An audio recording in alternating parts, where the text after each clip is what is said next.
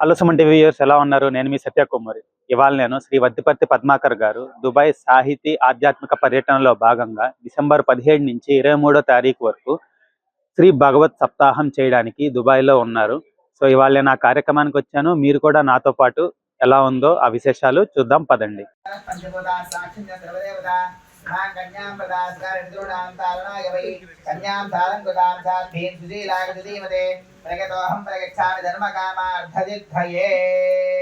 మన గురువు గారు తెలుగు పాండిత్యంతో సంస్కృత పాండిత్యంతో సంధి సమాసాలను అందులో యోచించి ఒక్కొక్క పదాన్ని కూడా ఔచిత్యంగా వ్యాకరణ నిర్దుష్టంగా, మళ్ళీ వ్యాకరణంలో ఎటువంటి దోషాలు రాకూడదు, ఛందస్సులో ఎటువంటి దోషాలు రాకూడదు, ఈ విషయాలన్నింటినీ కూడా మనస్సులో పెట్టుకుని గురువు గారు తమ అవధానాన్ని మనకు ఆ పద్యాల రూపంలో ఎంత క్లిష్టమైనటువంటి పదాలనైనా ఒద్దికగా చేసుకుని అందిస్తూ ఉన్నారు.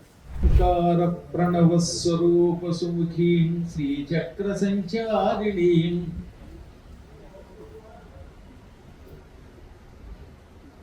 సేవేహం లలితాంబికాం వరరుచి శ్రీమాతృకాం దేవతాం హేళానాగర సంస్థితాం మణిగణ శ్రీపాద శంకారిణీం దేవీం అంచును దానికి సరదా కోసం దేవీం అంచును భక్తితోడ జనముల్ తీర్థంబుగా చేరరే. సంస్కృతము తెలుగు రెండు రాధ చిత్తంబు రుక్మిణి రామయగును. రుక్మిణి భార్య, రాధ అలాంటి హృదయం ఉంటేనే భార్యని ప్రేమించగలుగుతాడు. అందువల్ల రాధాదేవి హృదయంలో ఉంది కాబట్టి రుక్మిణిని అంత ప్రేమగా చూడగలిగాడు. రాధ చిత్తంబు రుక్మిణి రామయగును పత్నికి నీ చిత్తమునకును భావభేద భావముండు నిజగమందు ఏ విధముల ఎరుగుమో రామ శ్రీకృష్ణ సృష్టి లీల. ఎరుగుమో రామ శ్రీకృష్ణ సృష్టి లీల. శ్రీకృష్ణ పరమాత్ముడి హృదయంలో ఎంతమంది ఉన్నారు? ఎవరున్నా ఇంతమంది జీవాత్ముల్లో ఎవరిని ఆయన బాధ పెట్టాడు. జీవులంతా కృష్ణుడనే సముద్రంలో కలిసిపోయే నదులే. నేను ఇప్పుడు శివశక్తి ఆర్గనైజేషన్ కరుణాకర్ సుగ్నా గారితో ఇక్కడ ఉన్నాను. వారి మాటలో ఒకసారి ఇక్కడ ఎందుకు వచ్చారనేది అడిగి తెలుసుకుందాం. హలో సార్, ఎలా ఉన్నారు? ఇక్కడ యుఏఈలో దుబాయ్లో మిమ్మల్ని చూడడం చాలా ఆనందంగా ఉంది. అసలు ఎక్స్పెక్ట్ చేయలేదు. It's like A sudden surprise. Purpose ఏంటి, దేనికోసం వచ్చారు?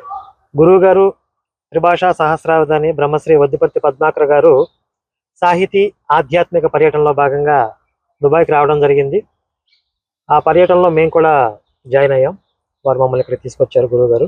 ఇలా విదేశాలలో పరవాసం ఉంటున్నటువంటి భారతీయులు అందరూ కలిసి ఇలాంటి ఒక ఆధ్యాత్మిక కార్యక్రమాలు నిర్వహించడం వల్ల వాళ్ళలో ఆ భారతీయ సంస్కృతికి సంబంధించినటువంటి మూలాలు కానీ, ఒక ఐక్యతా భావన కానీ, ఇవన్నీ కూడా చాలా బలంగా ఉంటాయి. కాబట్టి ఇలాంటి కార్యక్రమాలు ఇంకా జరగాల్సిన అవసరం ఉంది.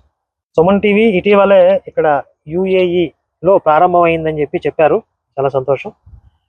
ఇలాంటి మన భారతీయతకి సంబంధించినటువంటి కార్యక్రమాలకి సంబంధించిన విశేషాలు మీ ద్వారా మరింత మందికి చేరు కావాలని కోరుకుంటున్నాను. జై శ్రీరామ్.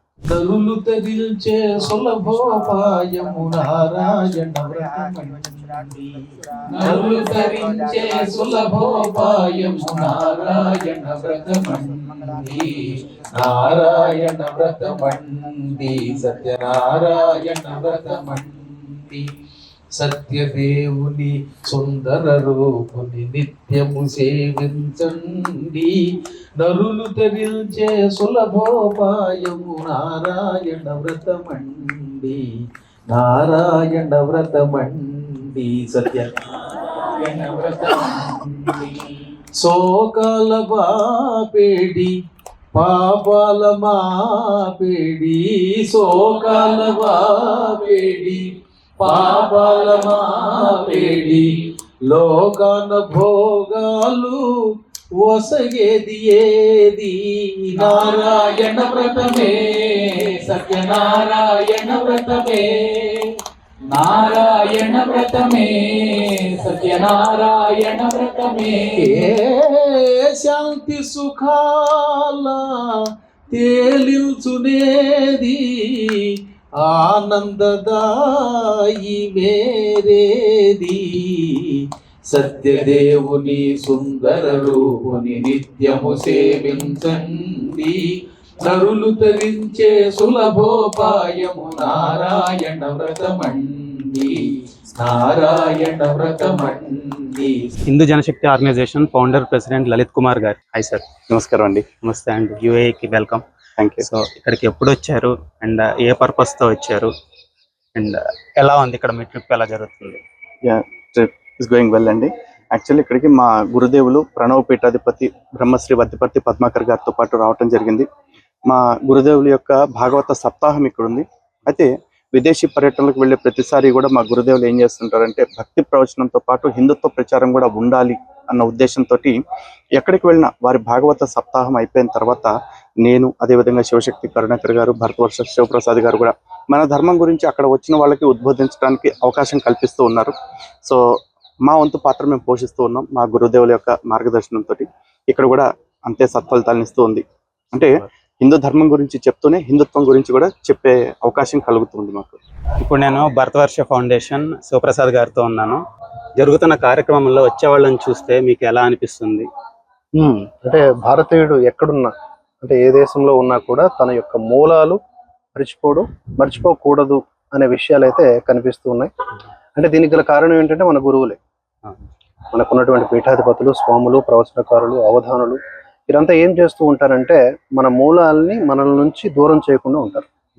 అలాంటివే మనకి ఈ కార్యక్రమాల ద్వారా కనిపిస్తూ ఉన్నాయి. మన యొక్క బతుకు తెరువు కోసం, మనం ఏదో సాధించడం కోసం ఎక్కడెక్కడికో వెళ్తాం, ఎన్నో దేశాలు తిరుగుతాం, కానీ మూలం మనం మర్చిపోకూడదు. అది మనకు కనిపించింది. బ్రహ్మశ్రీ వద్దిపర్తి పద్మాకర్ గురుదేవుల వారు మాకు ఈ అవకాశాన్ని కల్పిస్తూ ఉంటారు. వారు ఎక్కడికి వెళ్ళినా కూడా వీలైనంత మమ్మల్ని కూడా ప్రోత్సహించే విధంగా వారి సొంత ఖర్చులతోనే ఇలా తీసుకొస్తూ ఉంటారు. పలు దేశాలను వారితో పాటు తిప్పుతూ ఉంటారు. తద్వారా ఏమిటి అంటే కొంత లోకం దృష్టిలో కూడా మేము కొంచెం ఎక్కువగా దగ్గరగా అవుతాం, జనం దగ్గరగా అవుతాం. అలాగే కొన్ని విషయాలు కూడా నేర్చుకునే అవకాశం ఉంటుంది కదా, ప్రాక్టికల్ గా. అంటే విభిన్న దేశాలు, వారి యొక్క సంస్కృతులు అవి కూడా తెలుసుకునే అవకాశం ఉంటుంది.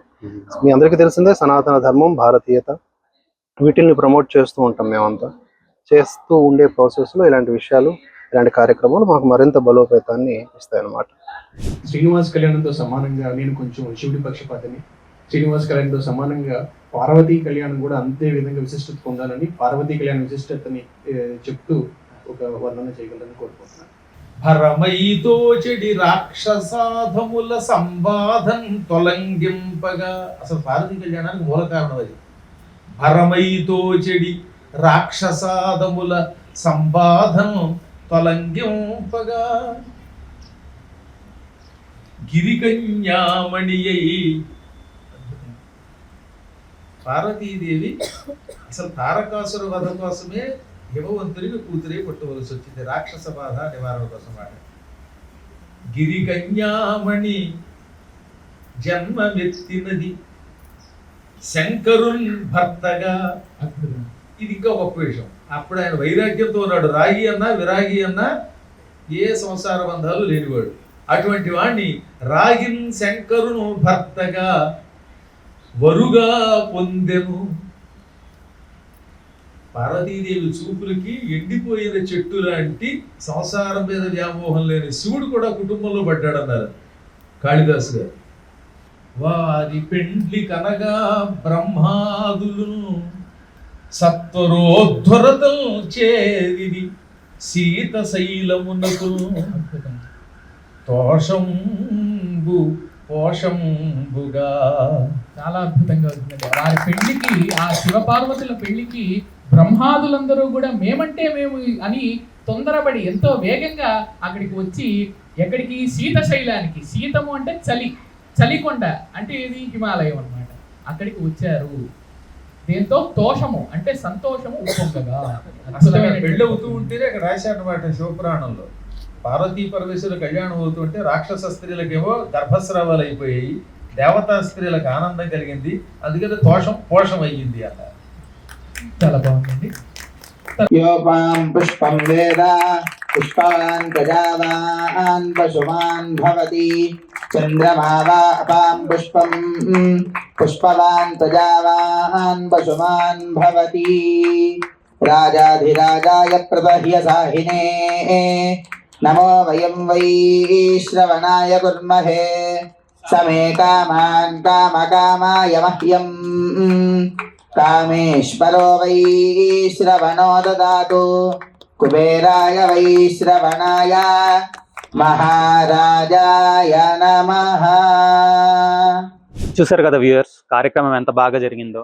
ఇవాళ ఇక్కడ వద్దిపర్తి పద్మాకర్ గారు శతావధానం కూడా చేశారు. శతావధానం అంటే 100 మంది 100 ప్రశ్నలు అడిగినప్పుడు వాటిని ఎంతో అద్భుతంగా కొంచెం చమత్కారాన్ని జోడించి ఆ పద్యాలన్నింటినీ పూరించారు. చాలా బాగా అనిపించింది. It's a once in a life time experience లాగా అనిపించింది. సో మీరు కూడా ఎవరైనా సరే ఆయన్ని కలవాలనుకున్నా, ఆయన ఆశీర్వాదం పొందాలి అనుకున్నా సరే 23వ తారీఖు వరకు మీకు ఇంకా అవకాశం ఉంది. వచ్చి ఈ అవకాశాన్ని సద్వినియోగం చేసుకోండి. దీన్ని మన ఇండెక్స్పెర్రీ అధినేత అయిన గణేష్ రాయపూడి గారు వారి స్వగృహంలో ఆతిథ్యం వహించారు. వచ్చిన భక్తులందరికీ అన్నప్రసాదాలు కూడా అందించారు.